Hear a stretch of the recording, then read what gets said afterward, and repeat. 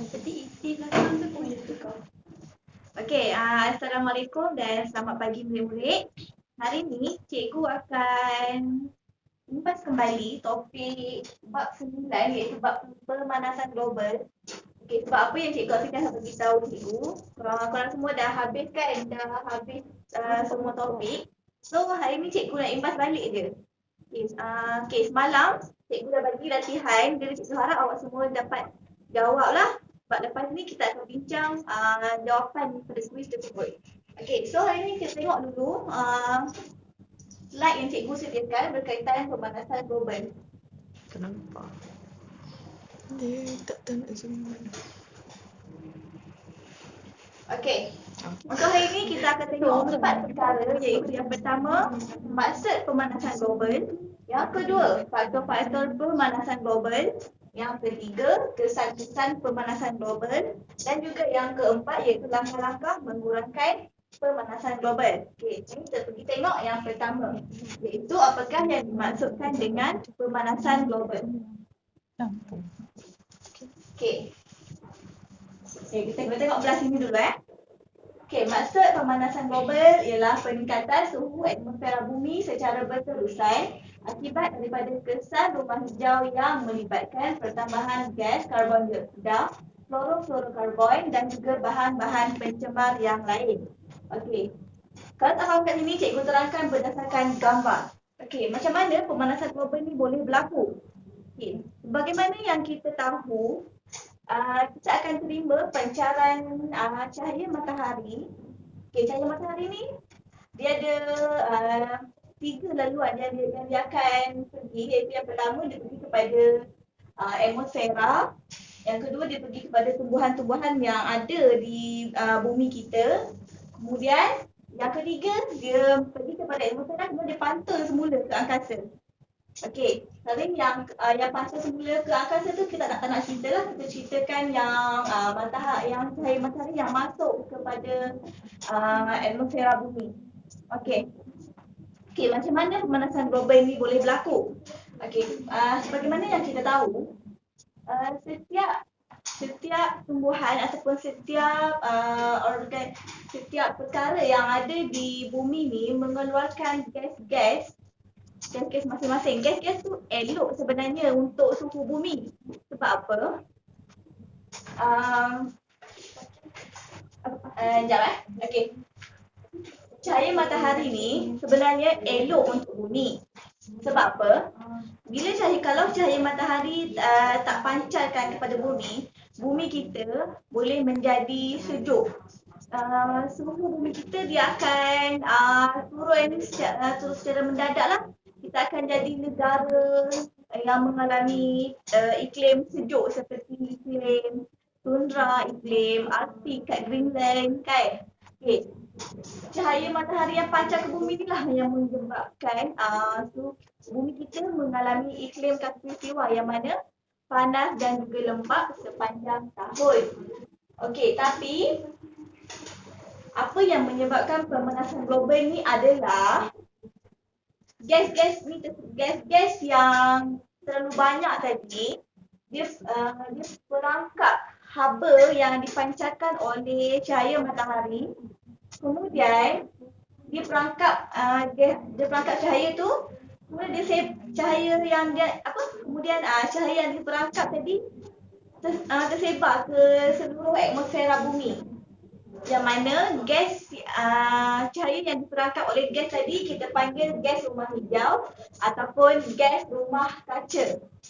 Okey, gas rumah kaca atau gas rumah hijau ni lah merupakan gas karbon dioksida, gas klorofluorokarbon, gas metana, gas neutron oksida. Okey, gas ni dia perangkap haba yang masuk ke atmosfera, kemudian dia sebar ke tempat-tempat lain yang menyebabkan berlakulah pemanasan global. Okey. Seterusnya kita pergi pula kepada itu maksud pemanasan global. Kemudian kita pergi pula apakah faktor ataupun aktiviti yang boleh menyebabkan berlakunya pemanasan global. Okey. Biasanya faktor ni akan terbahagi kepada dua, iaitu aktiviti faktor yang disebabkan oleh aktiviti manusia dan juga faktor semula jadi. Okey, kita tengok dulu yang pertama iaitu faktor aktiviti manusia. Okey, yang pertama ialah aktiviti pertanian yang menggunakan racun serangga dan baja kimia secara berlebihan. Okey, sebenarnya racun serangga dan baja kimia ni memang boleh digunakan oleh petani untuk pertanian mereka bagi mengelakkan serangga-serangga merosakkan tanaman mereka. Tapi bila diorang guna secara berlebihan ni lah yang menyebabkan berlakunya pemanasan global. Gas-gas yang dikeluarkan tu semakin banyak, semakin bertambah. Okey, jadi bila gas-gas itu semakin bertambah, boleh menyebabkan berlakunya pemanasan global. Okey, kemudian faktor aktiviti manusia kedua ialah penyahutanan secara besar-besaran bagi menjalankan aktiviti pertanian, pertempatan dan perindustrian.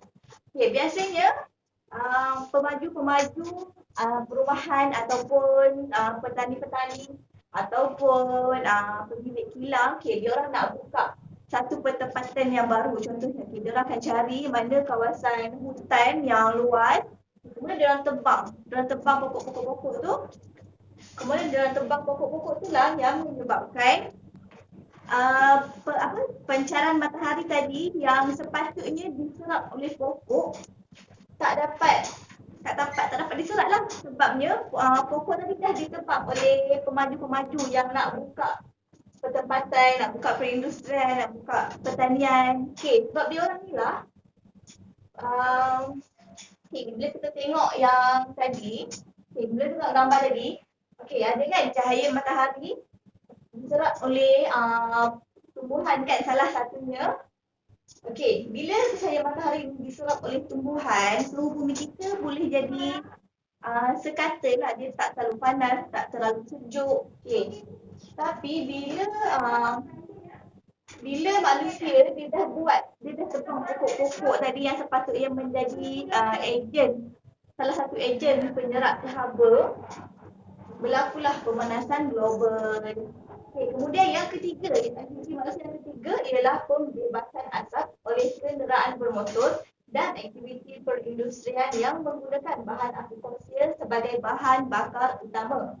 Okey, macam mana yang ni? Okey, mestilah kita tahu kan, kenderaan bermotor dan juga aktiviti perindustrian ni memang akan mengeluarkan asap-asap yang banyak, mengeluarkan daripada asap tu lah ada macam-macam gas. Okey, kemudian bila terlalu banyak kenderaan di atas jalan raya, bila terlalu banyak industri kilang sepanjang semakin bertambah dari hari ke hari, dari tahun ke tahun, boleh menjadi penyumbang kepada pemanasan global. Okey, yang keempat adalah pembakaran terbuka.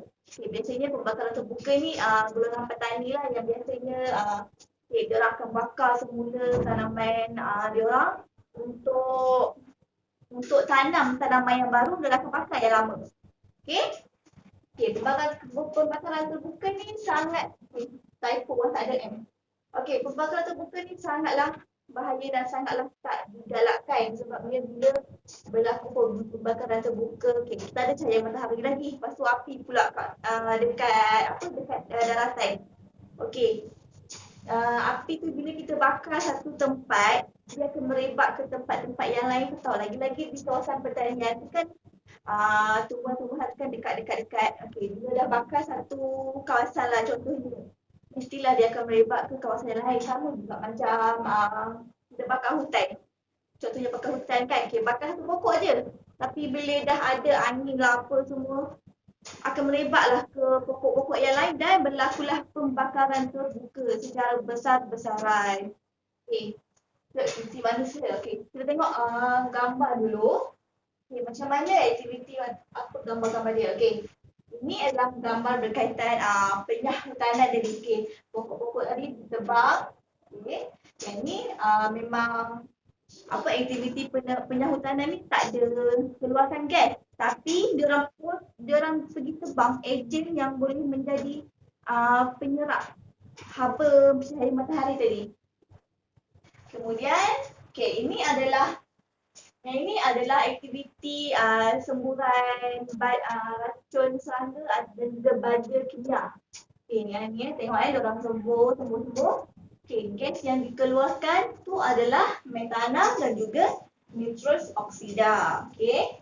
Kemudian gambar yang ketiga adalah gambar kilang yang mengeluarkan asap-asap, kilang perindustrian yang mengeluarkan asap yang banyak, yang berlebihan. Okay, gas yang dikeluarkan adalah karbon dioksida dan juga nitrogen dioksida. Okay. Kemudian gambar yang keempat. Okay, yang ni gambar asap kenderaan. Okay, tengok penuh kan kenderaan kat sini. Okay, so asap-asap tu makin banyak lah di atas jalan raya. Gas yang dikeluarkan adalah karbon dioksida dan juga karbon monoksida.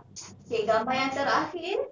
Okay, yang ni pembakaran terbuka. Yang ni contohnya ni kat hutan. Okay, tengok contohlah dia bakar sikit je kat sini je. Nanti mesti dah akan merebak juga. Walau macam mana pun mesti dia akan merebak juga. Kalau lagi-lagi kalau kawasan tu kecil dan juga pokok-pokok dia dekat-dekat. Confirm akan merebak ke tempat-tempat yang lain. Okey. Bila pembakaran terbuka, secara besar-besaran ni akan mengeluarkan gas karbon dioksida. Okey. Dan gas-gas ni lah yang memerangkap apa yang dipancar oleh cahaya matahari tadi. Dan gas-gas ni dah perangkap apa tadi disebarkan pula ke seluruh atmosfera bumi dan menyebabkan berlakunya pemanasan global. Okey, seterusnya kita pergi kepada faktor semula jadi. Okey, faktor semula jadi ni memang kita tak boleh nak elak. Sebabnya dia memang berlaku semula jadi. Kan? Okey, yang pertama adalah letusan gunung berapi yang mengeluarkan banyak asap dan juga debu. Okey, biasanya kalau negara yang paling dekat dengan kita adalah Indonesia lah. Okay, memang kat situ banyak gunung-gunung berapi dan setiap tahun mesti ada sekali ataupun 2 kali gunung berapi tu meletus dan mengeluarkan banyak asap dan juga debu. Okey, letusan gunung berapi juga boleh menjadi salah satu faktor yang menyebabkan pemanasan global. Okey, yang kedua faktor semula jadi adalah penerimaan pancaran matahari yang berlebihan. Okey, bagaimana cikgu cakap tadi, pancaran matahari ni memang bagus dia pancarkan ke bumi. Tapi kalau dia pancar secara berlebihan pun tak boleh juga. Okay, nanti suhu bumi kita jadi panas. Bila suhu bumi jadi panas, berlakulah pemanasan global. Okay.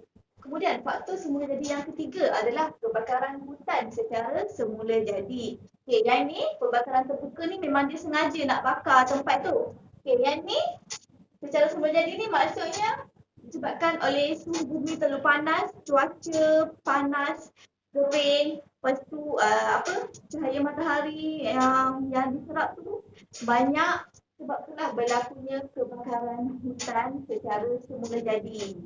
Okey, yang ni memang kita tak boleh nak elak lah kalau berlakunya semula jadi sebab dia memang dah semula jadi dah. Kalau aktiviti manusia ni kita boleh elakkan lagi lah kalau dalam kita tu masih ada lagi sifat tanggungjawab sebagai seorang manusia kan. Okey, tengok pula gambar-gambar dia. Okey, macam mana? Okey, ingatlah gambar letusan gunung berapi yang mengeluarkan gas karbon dioksida, karbon monoksida dan juga sulfur dioksida. Okey, kemudian ini adalah macam gambar pancaran matahari yang berlebihan. Awak nampak kan? Okey. Satu kawasan tu, dia akan jadi macam oranye yang terlampau-lampau. Bila kita keluar je, memang terasa bahang dia panas tu. Okey. Kemudian ini adalah pembakaran terbuka secara semula jadi. Memang tak ada orang yang nak pergi bakar.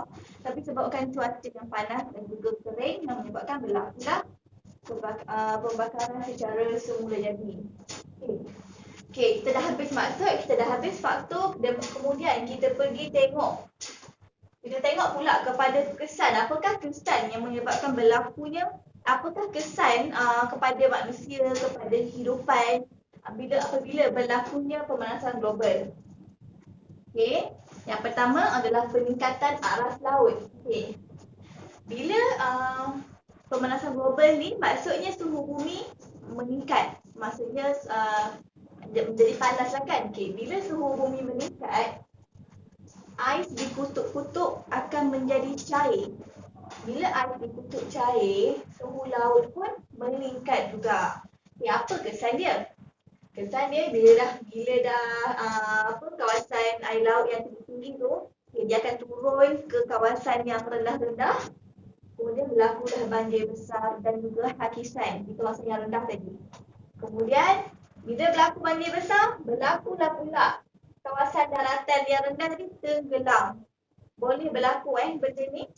Bila banjir terlalu besar dan kawasan tu terlalu rendah dan hingga paras air laut tu melebihi kawasan tersebut, memang boleh menenggelamkan kawasan tersebut.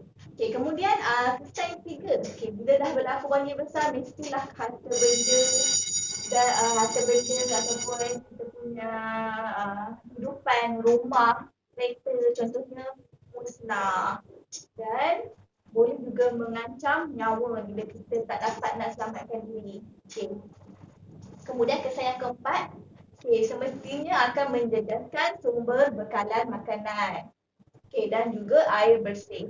Sumber bekalan makanan ni terjejaslah bila banjir kan, bila dia dah banjiri kawasan tanaman, contohnya kawasan tanaman padi, kawasan tanaman jagung, kita tak ada dah sumber makanan yang kita boleh makan hari-hari, sebabnya dah tak dapat nak hidup, tak dapat nak tumbuh lah, sebabnya air terlalu banyak. Dan air bersih pun akan kurang sebabnya dah air yang bersih tadi bila dah berlaku banjir besar ni, air tu dah bercampur semua dah dengan sisa-sisa makanan, dengan sampah sarap, dengan minyak tu semua, dah air tu dah menjadi keruh dan juga kotor. Kita pergi kepada kesan yang kedua, iaitu kemerosotan sumber makanan. Puncanya adalah air laut menjadi lebih panas dan mengganggu ekosistem marin. Yang kedua, banjir memusnahkan kawasan pertanian. Yang ni sama juga macam yang ibu cerita tadi, yang kesan banjir tadi. Bila banjir akan memusnahkan kawasan pertanian. Bila kawasan pertanian musnah, sumber makanan juga tak ada, semakin merosot. Kemudian pemanasan global juga menyebabkan tanah menjadi tandus dan tidak sesuai untuk pertanian. Tanah menjadi tandus tu maksudnya tanah akan jadi kering lah. Kita akan nampak tanah tu ada rekahan-rekahan dan memang tak sesuai untuk pertanian. Kesannya adalah mengancam sumber makanan dunia. Betul lah kan apa dia cakap. Bila suhu terlalu panas, bila berlakunya banjir besar, cuaca pun tak menentu, nak menjalankan aktiviti pertanian pun tak boleh, sumber makanan dunia boleh terancam. Kita pergi kepada kesan yang ketiga, iaitu gangguan cuaca. Gangguan cuaca ni maksudnya taburan hujan dia tak menentu. Ada setengah kawasan yang mengalami kemarau yang teruk. Ada setengah kawasan yang tempat dia udara kat situ jadi kering, lepas tu ada berlaku debu. Biasanya kalau dekat kat sini, kalau kawasan bandar yang berlakunya perkara ni di kawasan bandar-bandar lah, di kawasan yang ada banyak kilang-kilang, di kawasan perindustrian contohnya. Sebab apa di kawasan perindustrian tu memang sering berlaku debu, sering berlaku kemarau, udara pun kering. Sebabnya kat sana, bila kawasan perindustrian, pokok-pokok yang menjadi ejen penyerap haba tu dah tak banyak, dia semakin berkurang. Sebab itulah haba tadi diperangkap oleh, lagi-lagi kalau kawasan perindustrian kan dia mengeluarkan asap gas-gas tadi yang cikgu bagi tahu awal tadi. Gas-gas tu yang akan merangkap haba yang yang bertaburan dekat atas tu yang tak dapat diserap oleh pokok-pokok tadi. So jadilah pemanasan global. Kemudian apa kesan gangguan cuaca ni mengakibatkan banjir, ribut, ombak besar dan juga taufan. Kemudian berlaku juga kesan dia adalah kemusnahan flora dan fauna. Tumbuhan dan haiwan juga tak dapat nak hidup dengan sempurna sebabnya gangguan cuaca. Contohnya macam selalu hujan, selalu cuaca terlalu panas, tumbuhan menjadi kering. Haiwan juga kehilangan sumber makanan diorang. Kemudian kita pergi pula kepada kisah yang keempat, iaitu masalah kesihatan. Okey, puncanya adalah gelombang haba berisiko menyebabkan strok haba dan juga dehidrasi. Okey. Bila berlakunya pemanasan global, suhu bumi memang akan meningkat, dan suhu bumi meningkat tu lah yang dimaksudkan dengan gelombang haba. Gelombang haba ni pula boleh menyebabkan strok haba dan juga dehidrasi. Strok haba ni contohnya strok haba ni memang sangat bahaya. Memang dekat Malaysia pun dah ada kes orang yang meninggal disebabkan oleh strok haba. Okey, dia main dekat padang, contohlah dia tengah main bola kan. Okey, dekat padang bola kan kawasan yang luas, kawasan yang lapang. Memang cahaya matahari apa semua, memang masa tu cuaca tengah panas, suhu tengah tinggi. Okey, terlalu panas, lepas tu air dalam badan pun cepat hilang, dehidrasi. Sebab itulah boleh menyebabkan seseorang tu terkena strok haba dan memang terus meninggal. Okay. So, nasihat saya kalau cuaca tengah panas tu, duduklah rumah, tak payahlah nak keluar pergi main bola ke apa ke. Okay. Kesan dia kehilangan nyawa, strok haba jadi. Kemudian kesan yang lain adalah meningkatkan risiko pelbagai penyakit berkaitan haba seperti katarak, mata dan juga kanser kulit. Okay, lepas ni kita tengok macam mana gambar-gambar katarak ni apa semua, gambar tanah tandus apa semua tu. Okay, yang ni adalah gambar pencairan ais di kutub Okay, nampak tak? Dekat atas ni sepatutnya ada ais lah, dekat sini penuh. Tapi disebabkan berlakunya suhu yang tinggi, cuaca panas, berlakulah pencairan. Nampak tak pinguin dekat atas ni jadi pulau lah dia. Okey. Kemudian ni adalah tanah. Nampak tak ada rekahan dekat tanah tu. Jadi kering kontang, memang nak bertani pun memang tak boleh dah. Okey, ni adalah banjir besar yang menyebabkan harta benda dan juga menyebabkan kita kehilangan makanan dan juga sumber air bersih. Okey, yang ni katarak mata. Kalau kita tengok mata normal kita, yang hitam tu memang akan hitam, memang kita nampak jelas warna hitam tu. Tapi bila ada katarak mata, kita punya mata hitam tu dia akan jadi warna putih-putih. Untuk kita punya penglihatan pun macam jadi kabur. Okey, itulah yang dinamakan katarak mata. Okey, seterusnya kita pergi pula kepada langkah mengurangkan pemanasan global. Macam mana kita nak buat, nak bagi kesan pemanasan global tadi semakin berkurang. Okey, langkah yang pertama adalah amalan 5A. Amalan 5A ni memang sepatutnya kita sentiasa ikut. Okey, yang pertama contohnya macam mana amalan 5A ni, yang pertama kita tanam pokok, yang kedua kita berkongsi kenderaan. Okey, contohnya kan A, B, C. Okay, diorang tinggal di satu taman yang sama, kerja pun di tempat yang sama. Okay, jadi bila diorang dah tinggal satu taman, kerja pun tempat yang sama, kan kalau diorang berkongsi satu kenderaan sahaja. Okay, contohnya hari Isnin naik kereta A. Okay, B dan C tu naik kereta A sama-sama supaya kita boleh mengurangkan jumlah kenderaan di atas jalan raya. Okay, kemudian yang ketiga menggunakan pengangkutan awam. Okey, cara yang lain adalah tak nak naik kereta sendiri, naik pengangkutan awam. Kemudian yang keempat amalan kita semula, dan yang kelima adalah kempen bebas plastik. Okay, soal ni memang kalau kita pergi pasar raya, beg plastik kena bayar kan. Okay, itulah salah satu cara kerajaan untuk mengelakkan kita, untuk galakkan kita tak guna beg plastik. Okey, kemudian langkah yang kedua adalah penggunaan tenaga mesra alam. Okey, bahan api fosil seperti petroleum, gas asli dan arang batu perlu diganti dengan tenaga yang mesra alam seperti tenaga suria, angin dan ombak agar alam sekitar kekal terpelihara. Okey, contohnya dalam gambar yang kecil ni awak tak nampak, nanti awak Google lah. Okey, biasanya kalau kita tengok rumah-rumah yang besar, ada setengah rumah lah. dekat dia punya atap tu ada ada macam satu benda yang lusinar tau, yang kita boleh nampak daripada atas tu, kita boleh nampak benda yang dekat dalam rumah tu. Dan kita dekat dalam rumah juga boleh nampak terus langit dekat atas tu. Yang tu dinamakan yang tu untuk menggantikan penggunaan lampu di pada waktu siang. Okay, biasakan kat rumah besar kan diorang pasang aircon. So tikap tu memang diorang tak buka lah. So kat situ memang diorang kalau gelap diorang buka lampu. Okay, tapi dengan adanya sistem solar ni, okay, tak payah buka lampu dah siang-siang. Pakai bila ada benda ni, memang tempat yang ada benda ni tu memang akan cerah. Memang tak perlu guna lampu pun. Okey, ini adalah salah satu penggunaan tenaga mesra alam. Okey, guna sistem solar dekat rumah masing-masing. Okey. Itu je lah untuk penggunaan tenaga mesra alam. Kemudian yang ketiga adalah pendidikan alam sekitar. Okey, yang ni memang biasanya akan diserap di peringkat sekolah dan juga komuniti.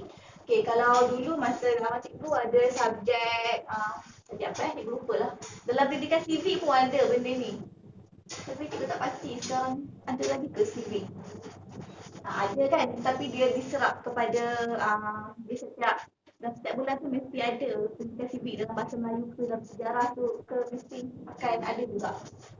Okey, kemudian yang keempat adalah kerjasama antarabangsa. Okey, salah satu perjanjian dan juga protokol yang dah dibuat oleh kerajaan berkaitan pemanasan global adalah protokol Kyoto pada tahun 1997 dan juga kerajaan ada juga libatkan diri dalam panel antara kerajaan tentang perubahan cuaca IPCC. Okey, ini semua berkaitan dengan antarabangsa lah, kita bangsa-bangsa. Kemudian persidangan bangsa-bangsa bersatu tentang alam sekitar dan juga pembangunan ataupun sidang puncak bumi di Brazil pada tahun 1992. Kemudian yang ketiga, Cancun Convention tentang perubahan cuaca.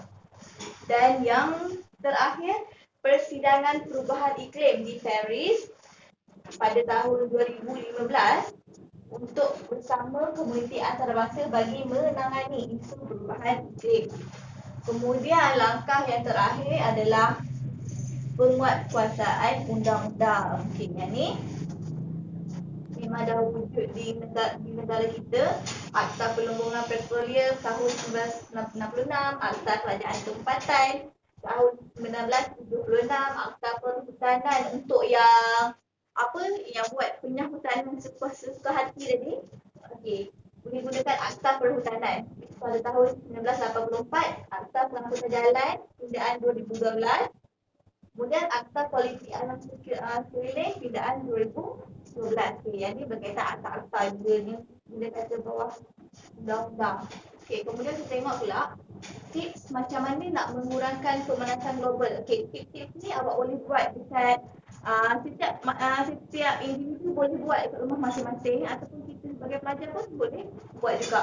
Okay, macam mana nak kurangkan pemanasan global? Yang pertama, kurangkan barangan elektrik jimat tenaga. Menggunakan barangan elektrik jimat tenaga. Kemudian yang kedua, menggunakan pengangkutan awam. Dan yang ketiga, amalan 5R tadi, cikgu dah cakap tadi, amalan 5R.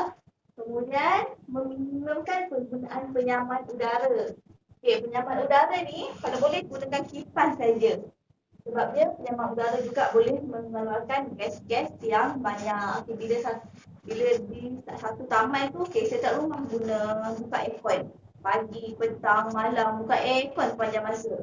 Okey, bila dah buka aircon kat kawasan tu, taman tu, gas-gas yang dah tengoklah satu taman je. Memang dah banyak dah boleh menyebabkan berlakunya pemanasan global. Kemudian yang seterusnya adalah tanam pokok di sekitar rumah supaya rumah kita tu memang dipenuhi oleh tumbuhan-tumbuhan hijau yang boleh serap haba yang ada di kawasan rumah kita.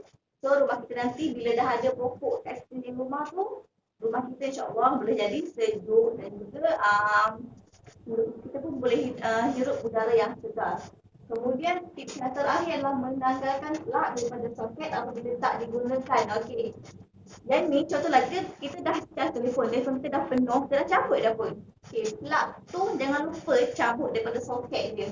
Okay, kita dah telefon ke, cas laptop ke, cas kita punya game tu ke, apa-apalah. Bila dah siap guna tu, cabut terus daripada daripada soket dia tu. Okay.